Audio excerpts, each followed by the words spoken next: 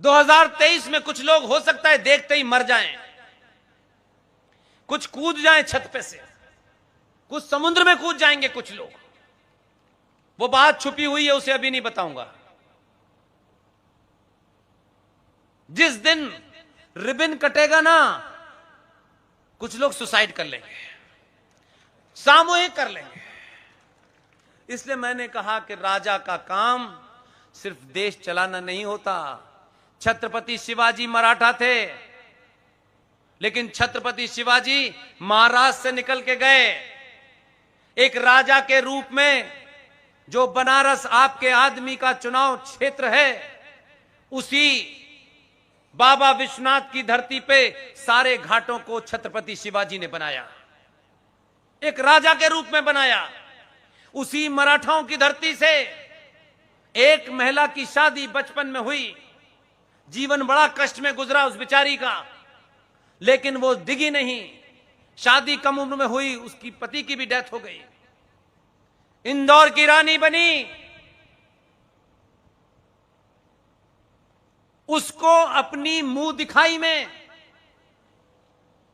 जो पैसा जो मिला था, आप उनका चरित्र देखिए कि आपके पूर्वजों का क्या चरित्र था। लेकिन गांधी से आगे बढ़िए, गांधी का चरित्र मत देखिए, घबरा जाएंगे नहीं। आभा मनु से लेके सारे नाम याद आ जाएंगे आपको। इज्जत बचानी मुश्किल पड़ जाएगी एक राष्ट्रपिता की। लेकिन महारानी अहिल्याबाई होलकर, मुंह दिखाई में जो उनको सोना मिला था, चरित्र देखिए। राजकोष का पैसा नहीं खर्च किया, राजकोष का पैसा राज्य के काम पे किया। जो उस महिला को बचपन में जिसकी शादी हो गई, पति भी उनका जल्दी चला गया, बहुत जीवन कष्ट में गुजरा, लेकिन अपने मुंह दिखाई से मिलने वाले सोने से, ये आप तमाम सारे लोग जा रहे हैं, गुजरातियों को एक बार जरूर जाना चाहिए। जिस मंदिर प्रांगण में 10 लोग नहीं खड़े हो सकते थे, आपके आदमी ने ऐसा जीर्णोद्धार किया है, कब एक साथ 15,000 आदमी खड़े हो जाते हैं। जिस बाबा विश्वनाथ पे सालों से दूध चढ़ रहा है, हम सब लोग वहां जाकर के अपनी मनोकामना पूरी होने की बात मानते हैं। हमको पता ही नहीं है, शास्त्रों के हिसाब से जितने भी ज्योतिर्लिंग हैं, जहां जहां भी बाबा हैं, चाहे उज्जैन में हो चाहे त्र्यंबकेश्वर में हो, बाबा वहीं बैठते हैं कि जब बाबा के सामने उनका नंदी होता है। एक इस्लामिक आताताई औरंगजेब ने उस मस्जिद मंदिर को तोड़ करके बाबा की मूर्ति को खंडित करके कहीं और रख दिया। अहिल्याबाई होलकर उस पैसे से उस पूरे मंदिर का निर्माण किया होलकर ने। और आज जिस मंदिर पे हम दूध चढ़ाने जाते हैं, मनोकामना पूरी के लिए जाते हैं, लेकिन होती नहीं है, क्योंकि शास्त्रों के हिसाब से वो मंदिर खंडित हो चुका है, क्योंकि बाबा विश्वनाथ के सामने उसके नंदी नहीं है। लेकिन ये सब जो हो रहा है, इसमें कोई प्रकृति का अपना रोल है, इसलिए उस पर विश्वास है मुझे। उसने जब सारा प्रांगण बना दिया, भव्य मंदिर बन गया, वहां अहिल्याबाई होलकर की मूर्ति भी लग गई। जब अंतिम क्षणों में पहुंचा, ये आप इसको कोई कहानी मत समझिए, इसको सिर्फ सुन के तथ्यों पे आप परख लीजिएगा। जब सब कुछ तैयार हो गया, जब रिबन भी कट गया, लेकिन अभी भी काम चल रहा है। होनी को देखिए कैसे कराती है, वो किसको इस काम के लिए चुनती है। यही सोच के सोना जो है, ये सीना 36 से 56 का हो जाता है, यही सोच के हो जाता है। हजारों लोग आते हैं जाते हैं, करोड़ों लोग चले जाते हैं, कौन किसको याद रखता है, कौन किसके लिए रोता है, कौन किसको पूछता है। हम साधारण से परिवार में पैदा होने वाले एक साधारण से आदमी है, नौकरी करते थे, आज ये करने लगे। लेकिन प्रकृति ने चुना। जब सब कुछ तैयार हो गया तो यकायक प्रकृति ने हमारी टीम के ही एक साथी को चुना। हमें घमंड है, मुझे कम से कम उस आदमी के ऊपर घमंड है, इसलिए उसका नाम एक 35 साल का युवा। यूं तो हजारों वकील करोड़ों पैसा कमाते हैं, पैसा कमाने के बाद भी 2 वक्त की रोटी ही खाते होंगे और कुछ नहीं करते।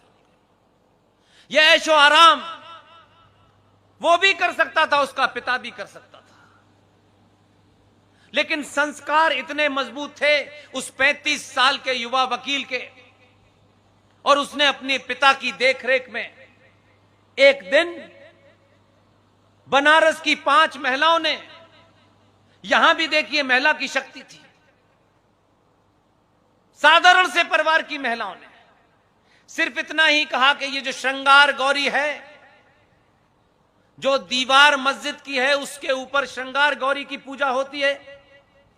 1992 में मस्जिद नाम की एक जगह जो भगवान राम, मर्यादा पुरुषोत्तम राम के मंदिर को तोड़कर बनाई गई थी, जब वो मस्जिद ढा दी गई, उसी मस्जिद को ढाने के बाद देश भर में कर्फ्यू लगा, बनारस में भी लगा, और कहा कि भाई पूजा बंद हो जानी चाहिए। पूजा बंद हो गई, हिंदू सोता रहा।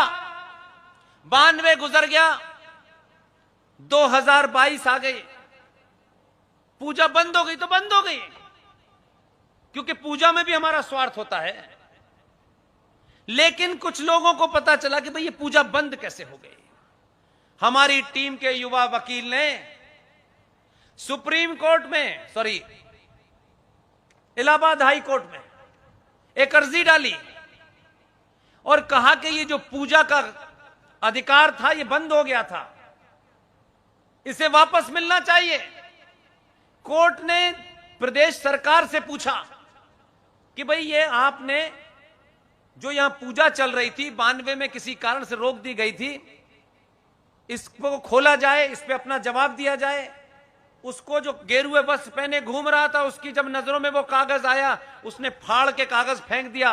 बोला सरकार जो उस वक्त की थी उसने रोक लगा दी थी, आज हम सरकार में, हमने रोक हटा दी, जाओ।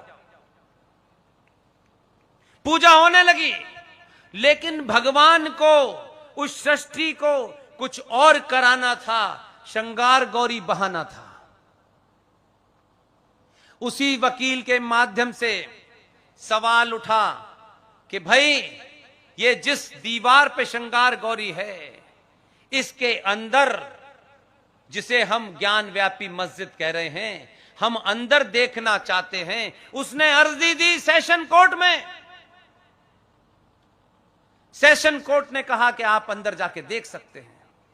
जैसे ही ये परमिशन मिली, उस मस्जिद जो ज्ञान व्यापी है, एक तो सबसे बड़ा दुर्भाग्य है कि ज्ञान और मस्जिद 2 अलग अलग चीजें हैं। जैसे ही पता चला कि परमिशन दी जा रही है, फौरन जहां 50 लोग नमाज नहीं पढ़ सकते थे, 500 लोग इकट्ठे हो गए और कहा कि नमाज होगी, हम लॉ एंड ऑर्डर की समस्या खड़ी कर देंगे। लेकिन जज साहब को भी किसी नियति के तहत यह ख्याल आया और उन्होंने डिस्ट्रिक्ट एडमिनिस्ट्रेशन को ऑर्डर दिया कि अगले 24 घंटे में आप धारा लगाएं, पुलिस को तैनात करें, आप मस्जिद के अंदर कुछ लोग जाकर के देखना चाहते हैं, आप उन्हें देखने दें। देखने की परमिशन कुछ लोगों को मिली और लौट आए। फिर दोबारा ऑर्डर हुआ कि अंदर जो भी कुछ है उसकी वीडियोग्राफी। अब यह किसी को पता नहीं था, इसकी वीडियोग्राफी करें। उन 5 महिलाओं का जो वकील है वो हमारी टीम का सबसे युवा साथी है, उसका नाम है, और उसके नाम की ही कोई तपस्या है, ये उसके पिता की तपस्या है। ये जब वो अंदर गया, सारे लोग अंदर गए, दीवारों पे देखा इन मक्कार मुसलमानों ने उसका चरित्र बदलने के लिए अंदर के हिस्से को जहां सतिया बनाता वहां कैलेंडर लगा रखे थे, ऐसे छुपाया था। किसी की निगाह नहीं गई, क्योंकि विष्णु शंकर जैन के नाम में शंकर था। विष्णु ने जैसे ही उस वजू खाने की तरफ देखा, विष्णु ने डिस्ट्रिक्ट मजिस्ट्रेट से कहा कि इसका पानी निकलवाइए। तो बिड़ गए मुसलमान, बोले पानी कैसे निकल सकता है? कब पानी तो निकलेगा, ये आदेश है। जैसे ही पंप लगा करके उस वजू खाने में से आधा पानी कम करा, वैसे ही विष्णु शंकर के मुंह से निकला, बाबा मिल गए। और उसके बाद अपने अपना रोल हर आदमी ने किया। इसलिए मैंने शुरू में कहा कि आप सरकार में हैं, आप पुलिस में हैं, समय पड़ने पर सरकार की नौकरी करिए, अपने दायित्वों का निर्वहन करिए, लेकिन राष्ट्र के लिए अगर कोई काम आपकी बातचीत से भी होता हो, उसको कर डालिए।